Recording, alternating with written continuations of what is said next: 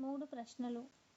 అనుపమ దేశాన్ని విక్రమసేనుడనే మహారాజు పరిపాలిస్తుండేవాడు. ఆయనకు 2 భార్యలు. పెద్ద భార్య వాసంతి, చిన్న భార్య మాండవి. ఆ ఇద్దరూ ఉండేది వేరువేరు భవనాల్లో అయినా తరచూ కలుసుకుంటూ ఉండేవారు. ఇద్దరి మధ్య సవతి మాత్సర్యం లేకుండా ఒకరినొకరు ఎంతగానో అభిమానించుకుంటూ సొంత అక్కా చెల్లెళ్ళలా ఉండేవారు. ఇద్దరూ మంచి విద్యావంతులు, సౌందర్యవంతులే.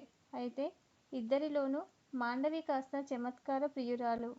ఇక విక్రమసేనుడు మంచి కవే కాక హాస్య చతురోక్తులంటే చాలా ఇష్టపడుతుండేవాడు. అందుచేత ఆయన తన సభాసదులకు చమత్కారపూరితమైన సమస్యలిచ్చి వారి జవాబులు విని ఆనందిస్తుండేవాడు. అప్పుడప్పుడు మాండవికి సభలో జరిగిన విశేషాలు వినిపిస్తుండేవాడు. ఒకసారి విక్రమసేనుడు సభలో జరిగిన ఏదో చమత్కార సంఘటన గురించి మాండవితో ముచ్చటిస్తుండగా, మాండవి, ప్రభూ, మీరింతటి చమత్కార ప్రియులు, కవిరాజులు కదా, నేను ముచ్చటగా 3 ప్రశ్నలు అడుగుతాను, జవాబు చెప్పండి అన్నది ఉత్సాహంగా నవ్వుతూ. మాండవి మాటలకి రాజు ఎంతో కుతూహలంగా 3 ప్రశ్నలు అడుగుతావా?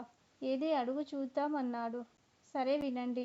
నా మొదటి ప్రశ్న, తన సౌందర్యాన్ని భర్త ఏ విధంగా ప్రశంసిస్తే భార్యకు ఎక్కువ ఆనందం కలుగుతుంది? రెండవ ప్రశ్న, ఎంతటి విద్యావతి, సహనపరురాలు అయినా స్త్రీ అయినా భర్త ఒకప్పుడు తిడితే అది భరించలేని అవమానంగా భావిస్తుంది. చివరిదైన 3వ ప్రశ్న, స్త్రీ ఎంతమాత్రమూ సహించలేనిది ఏమిటి అని అడిగింది మాండవి. భార్య ప్రశ్నలు శ్రద్ధగా విన్న విక్రమసేనుడు ఎంత ఆలోచించినా జవాబులు చెప్పలేకపోయాడు. ఏవేవో జవాబులు తట్టినై గాని అవి ఆయనకే అర్థవిహీనంగా తోచాయి. కొంతసేపు ఆలోచించి చివరకు గడ్డం నిమురుకుంటూ, విక్రమసేనుడు, చాలా గడ్డు ప్రశ్నలే అడిగావు అన్నాడు. మాండవి నవ్వి, మరేమనుకున్నారు? పోనీ రేపు సభలో అడిగి చూడండి అన్నది. మాండవి మాలు తాను జవాబు చెప్పలేకపోయినందుకు ఆక్షేపిస్తున్నట్టుగా తోచాయి విక్రమసేనుడికి. సరే చూద్దాం అంటూ లేచి వెళ్ళిపోయాడు. మాండవి భర్త వెళ్తున్న వైపు చూసి నవ్వుతూ ఊరుకున్నది. విక్రమసేనుడు తిన్నగా వాసంతి అంతఃపురానికి వెళ్ళాడు. గంభీరంగా ఉన్న భర్త ముఖం చూసి వాసంతి కలవరపడుతూ, ప్రభూ, అలా ఉన్నారేమిటి? రాజకార్యాలేమైనా అంటూ ఆగింది. విక్రమసేనుడు చిరుకోపంగా, నీ చెల్లెలు పెద్ద రాజకార్యమే పురమాయించింది అన్నాడు. ఆ జవాబు విని వాసంతి తేలిగ్గా నిట్టూర్చి, మాండవా, ఏం చేసింది అంటూ ప్రశ్నించింది నవ్వుతూ. విక్రమసేనుడు ఆమెకు అంతా వివరంగా చెప్పాడు. అంతా విని వాసంతి, మీకు వచ్చిన చిక్కు నేను విప్పనా అన్నది. విక్రమసేనుడు ఆశ్చర్యంగా, జవాబులు నువ్వు చెబుతావా? ఊహూ, అది బావుండదు అన్నాడు. మరేం పర్వాలేదు. స్త్రీ హృదయం స్త్రీకే తెలుస్తుంది. నేను మీకు జవాబులు చెబుతాను. మీరు వాటిని మీరే గ్రహించినట్టుగా మాండవికి చెప్పండి అని మాండవి అడిగిన 3 ప్రశ్నలకు జవాబులు భర్తకు చెప్పింది. మర్నాటి సాయంత్రం మాండవి అంతఃపురానికి వచ్చిన విక్రమసేనుడు మాండవితో, చాలా గొప్ప ప్రశ్నలే అడిగావు గాని జవాబులు చెప్పమంటావా అన్నాడు. ఆ జవాబులు మీకే తెలిశాయా అనే వచ్చే నవ్వును ఆపుకుంటూ మాండవి విక్రమసేనుణ్ణి అడిగింది. అవును అన్నాడు విక్రమసేనుడు బింకంగా. సరే చెప్పండి అన్నది మాండవి. అయితే విను.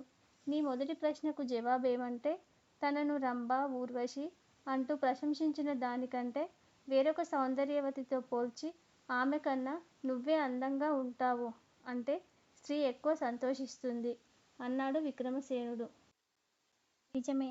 రెండో ప్రశ్నకు జవాబు అన్నది మాండవి.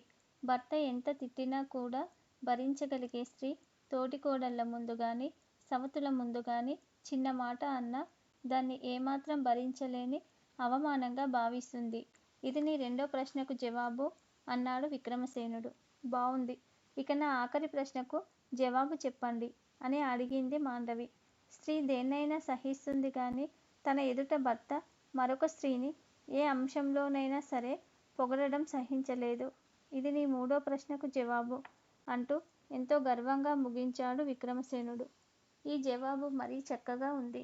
అయితే అక్క సరైన జవాబులే చెప్పి పంపిందన్నమాట అన్నది మాండవి చిన్నగా నవ్వుతూ.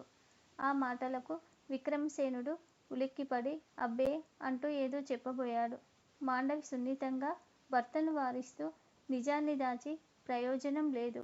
నిన్న మీరు జాము పొద్దైనా గడవకుండా ఇక్కడి నుంచి వెళ్ళిపోయారు అంటే ఇక్కడి నుంచి సరాసరి అక్క దగ్గరకు వెళ్ళి ఉంటారు.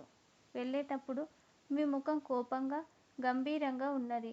అది చూసి అక్క కారణం అడిగి ఉంటుంది. ఆ కారణం ఏమిటో మీరు చెప్పి ఉంటారు. అక్క ప్రశ్నలకు జవాబులు చెప్పి ఉంటుంది. అవునా అన్నది చిన్నగా నవ్వుతూ. ఇక నిజం దాచి లాభం లేదని విక్రమసేనుడు కూడా నవ్వి నువ్వు చెప్పిందంతా నిజమే, ఎలా గ్రహించగలిగావు అని అడిగాడు. జవాబులు మీరు గ్రహించగలిగితే నా తెలివితేటలకు సంతోషించి ఎంతో ఆనందంగా జవాబులు చెప్పి ఉండేవారు. కానీ మీరు వస్తూనే చాలా గొప్ప ప్రశ్నలే అడిగావు గాని అంటూ నన్ను హేళన చేశారు. జవాబులు చెప్పలేకపోయానన్న మీ ఉక్రోషమే అలా నన్ను హేళన చేయనిచ్చింది. జవాబులు మీవి కావని గ్రహించాక ఇంకెవరివో ఎలా తెలిసాయో ఊహించడం పెద్ద కష్టం కాదు అన్నది మాండవి. భార్య సునిశిత మేధాశక్తి చూసి విక్రమసేనుడికి ముచ్చట వేసింది. అవును, నువ్వు చెప్పినట్టే ఉక్రోషంతోనే నిన్ను హేళన చేశాను. కానీ ఇప్పుడు నీ ఊహాశక్తికి మనసారా నిన్ను అభినందిస్తున్నాను అంటూ తన మెడలోని ముత్యాల హారం తీసి భార్య మెడలో వేశాడు.